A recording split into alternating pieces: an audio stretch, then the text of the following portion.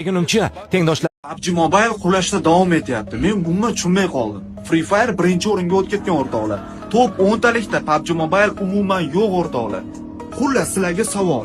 PUBG Xo'sh, bu Barat aytayaptiki, top 1da Free Fire, lekin PUBG top 10da ham yo'q. Bu Barat bu ma'lumotni qayerdan olgan men bilmadim-u, lekin top 10 talikda PUBG ham yo'q, Free Fire ham yo'q. Lekin ko'pchilik Free Fire zo'r deydi, PUBG zo'r deydi. Men sizlarga aniq fakt bilan, statistika bilan aytib beraman. O'yin chiqqanidan beri yuklab olish bo'yicha PUBG bilan Free Fire teppa-teng. Ya'ni 1 milliard 300 million yuklab olish bo'lgan ikkalasi ham. Uyni ami. Otag'im yetdi.